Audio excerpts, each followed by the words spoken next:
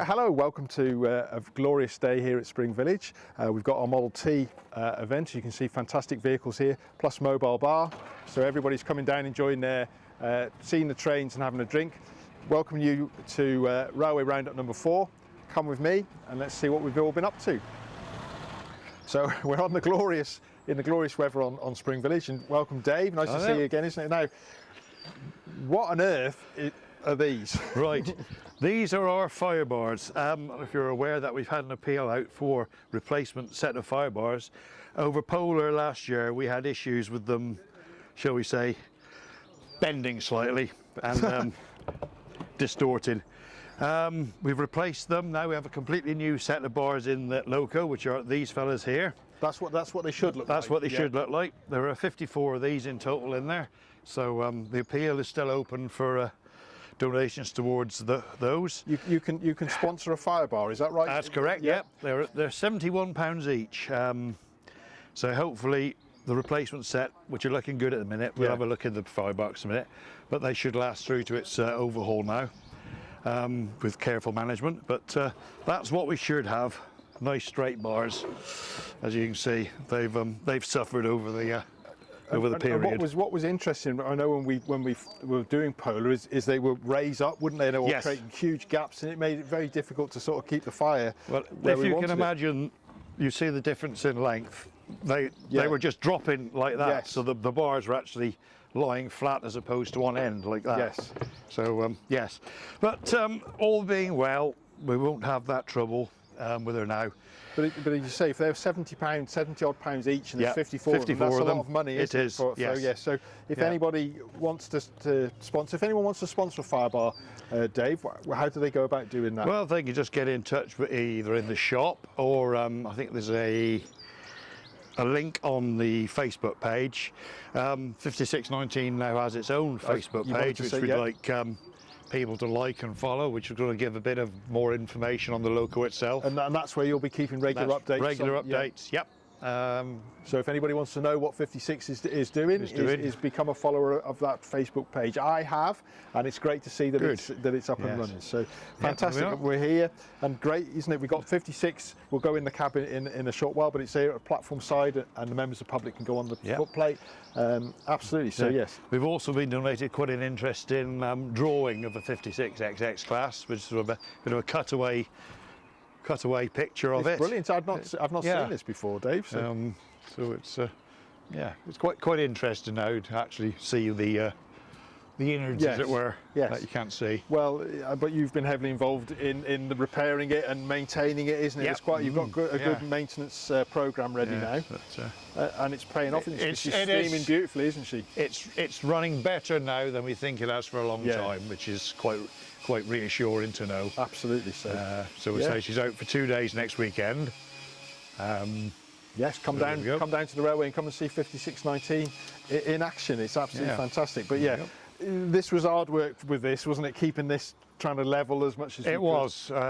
Yes, we were lucky to be able to get a replacement set from the Severn Valley. I mean, we've got all credit to them. They did help us out over Polar. Yeah, thank you very much, Severn Valley. Replacement bars, and they actually managed to procure the set for us from their foundry. So. We'll go and have a look at the new set. We will. So all right, lovely, thank you. So Dave, we're now in the cab of 5619. Fantastic place to be. Very hot when it's cheesing steam and shit at the moment. But we're in there, and the new set of fire bars, all 54 of them are in there. How easy is it to get them fitted? Actually fitting them is not a great issue because they really just sit on the supports that run fore and aft in the firebox. They just sit on the tape, basically sit on them. As you can imagine, when you get to the 52nd one, they're getting quite heavy. Yes, You have to feed them in through the hole. You actually physically have to get in there and then position them and then sort of manipulate them so they fall into place and Yes. actually align themselves in there. And I suppose, yeah, once they're in the right place, they fall nicely. Yes. You've got to get them into the right Yeah, place, haven't you? it is a case of And is there a technique? Do you start at the front of the loco and work back, or does it not matter? You start at the front and work Yeah. back. It's the easiest way to do it. I think. Yeah. Sort of say it's obviously a two-man job when you're passing Yes. them in there Yes. and positioning them. It never gets any easier, does it, to get in and out of the firebox? Now, part of the maintenance regime now is, after it has been steamed, is to get in there, thoroughly clean it, and inspect the bars. Give them a rattle, make sure they're free. Yeah. And I say, just a good inspection in that area. Same with the smoke box. All being well with the boiler extension, we're doing another 12-month exam later this year, and if we get the 6 months extension for the next polar, that'll be it then. Boiler has to come off. Yes. So all the tubes that are in there will be stripped out. Boiler will go away for maintenance. Yeah. So it is just generally looking after it as best we can Yes. now. Yeah, just to nurse it through. foreseeable. And when you've got a volunteer in the firebox doing the fire bars, is it a good opportunity for them to have a little look check of the tubes and give them a It sweep is, rate? yeah. Look, We found out that a lot of the tubes do block, as you know. You've tried only cleaning too them. well. Yeah. For the sake of a couple of hours with a brush, just to go through them, it saves a lot of time Yeah. in the long run. Yeah. And it's well worth you doing the effort, because she's steaming absolutely fantastic, Yeah. isn't she, at the Yeah. moment? So Yeah. yeah, an absolute pleasure. But boy, is it hot when the sun's out, isn't it? Absolutely. Yeah. So no, But it's great. We've had taken the opportunity to start having a bit of a clean around as well, as Yeah. you can see. It's polishing up the bits. Well, that need polishing. I'm desperate to see whether this is if there's anything under the dirt on these pipes. Absolutely. Yeah. So. So, but anybody who likes polishing things, any of it to carry on with. There's plenty of it, isn't there? So yeah. Yeah. But Dave, thanks ever so much for Okay, all the no work that worries. you're doing with this. It's beautiful. So yeah. But yeah, fire bars, and if anybody wants to sponsor a fire bar, there's 54 of them. So there's plenty more to do. We'd be very grateful for any donations toward the upkeep of the loco. Dave, as usual, thanks ever so much for that. Yeah. AJ, look at this, it's fantastic. This is the steam tram, pulled out, isn't it, in the glorious sunshine. This looks a lot different than when we last showed it on Almost Railway completely Roundup. different. Yes, so if you could give us a brief overview, because it's a lot been done, isn't it? I'll get the scroll out. Yeah. Well, yeah, since the last time, as you can see, there's been a lot more paint put on it. We've actually had the top coat gloss put on. So all the frame was needle gunned, primed. So that's had a lot of the corrosion removed. The main frames itself, we have had the actual tram engine out. That's all been cleaned up and stripped. So we've done a complete frame overhaul practically. Everything's been painted up. The boiler's also been test fitted as well. That's the new boiler with the chimney. So what we've done, we've had 2 new steel plates made. So that should hold the boiler more secure, and Yeah. also, well, compared to the last sheet of metal, it's actually solid.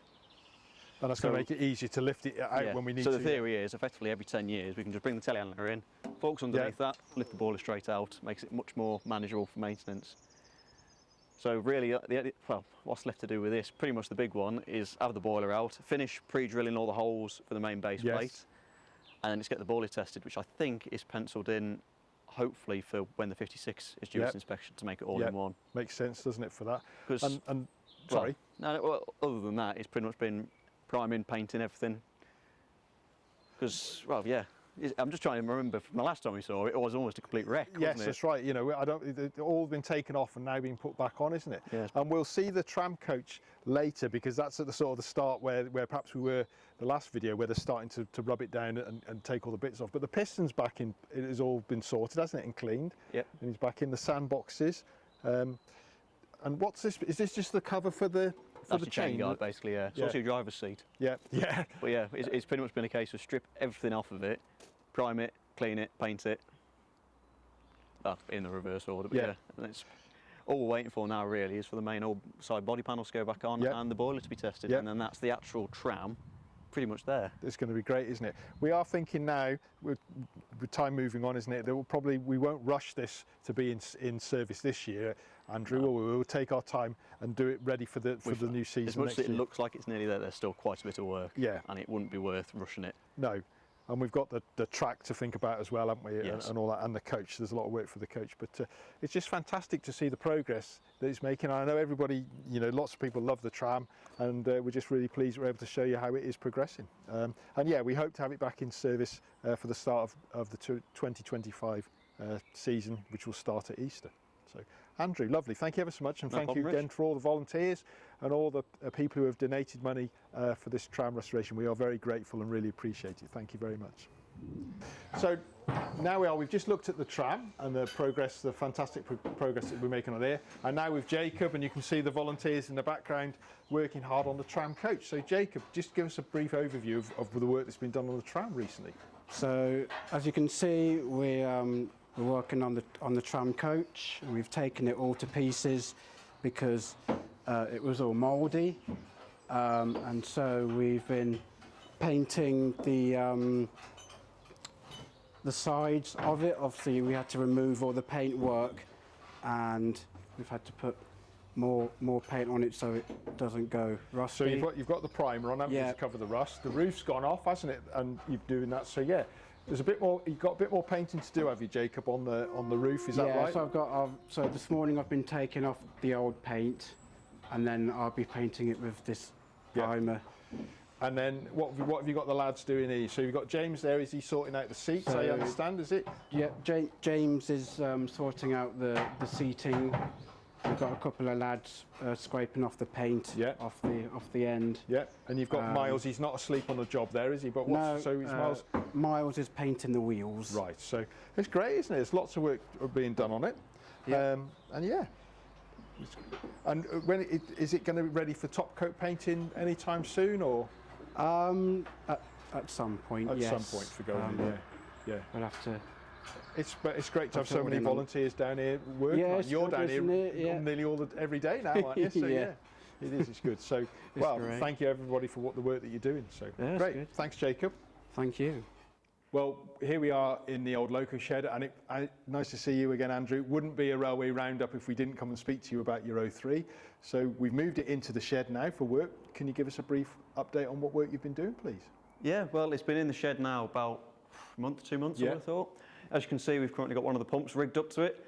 So what we've managed to do is get some oil around the engine, but first we had to flush the sump out as well because that had all gone horribly congealed.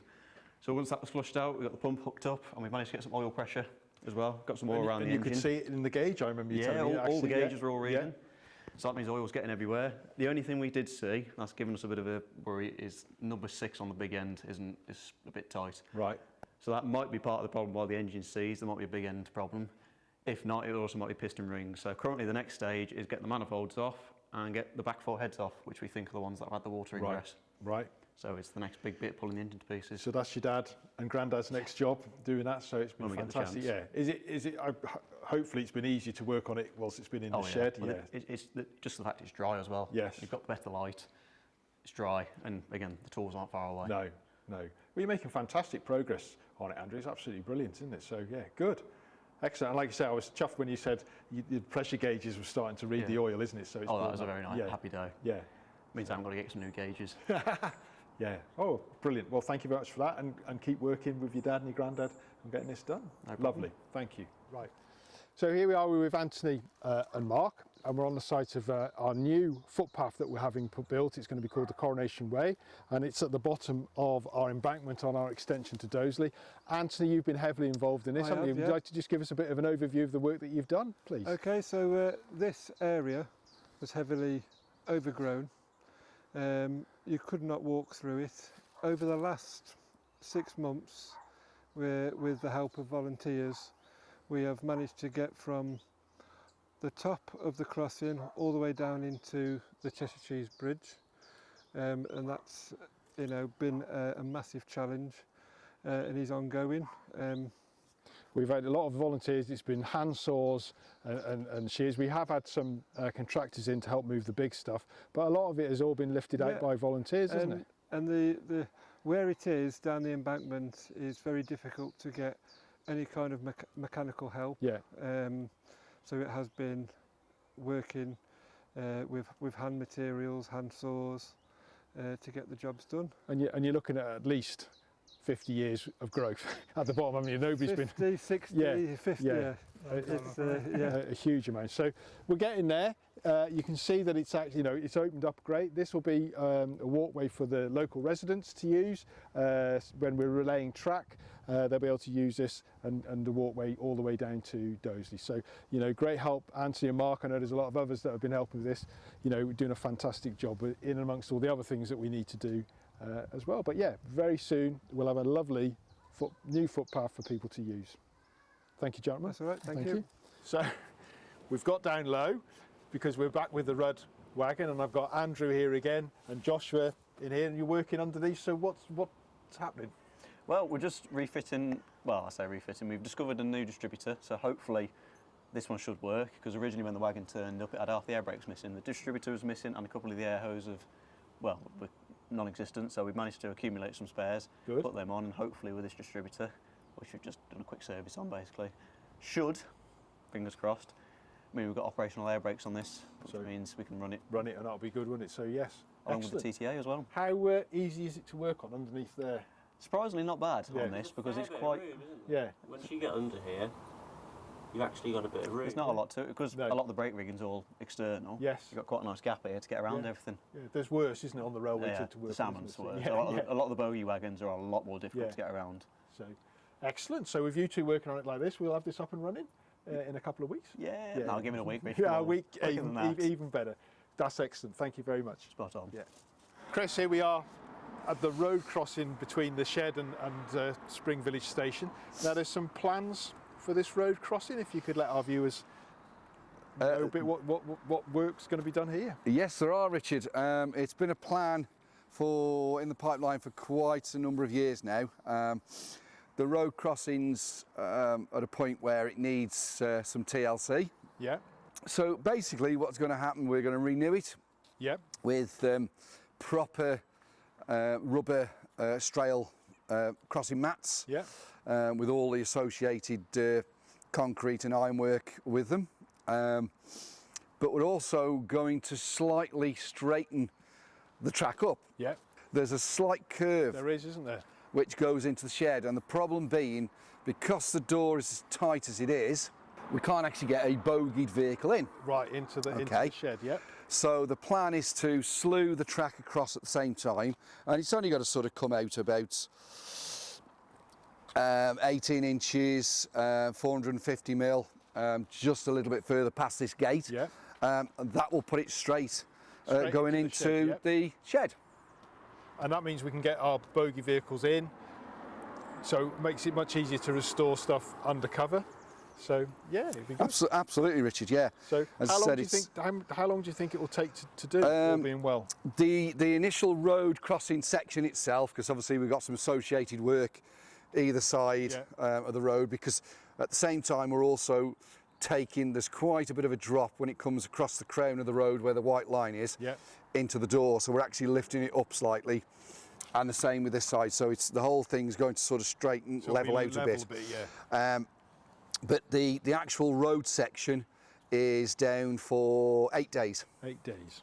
Yeah, 8 days. So and that will be not long. done, and then that should be the road crossing and all the tarmacking for the associated road section back in place. So hopefully the next episode of Railway Roundup, we might have a progress in this. Hopefully we will have progress, if not in or imminently happening on that time, isn't it? So, yeah, exciting times. So, It Chris, certainly is, Richard. isn't it? Certainly is. Yes. But as you say, yes. has this been any work been done on this since the society was here? Or? Oh yes. So we had to do a bit of remedial work, as you can probably notice. The check rails, what they are slightly higher than the actual rails, and basically the associated timber work underneath has obviously rotted through, and it's just allowing it to come up. Hence why we're going to renew it. All right, so it's won't be the first time we've. No, sort of on and unfortunately, when they were redoing before my time in the society, but my understanding is when they were redoing the road. Some years back, they unfortunately hurriedly had to put it in place. Right. But we're now coming. We got to a point where we need to get it done. Yeah. So So it'll be good. Right. Lovely. Thank you. Let's Thank go and have you. a cup of tea. Thank you. Yeah. Well, that's the end of this episode of Railway Roundup number 4. I hope you've really enjoyed seeing what everything is going on at the railway and all the fantastic things that are happening. If you've enjoyed this video, please like and subscribe to the video, and we look forward to seeing you the next one, Railway Roundup number 5. Thank you very much.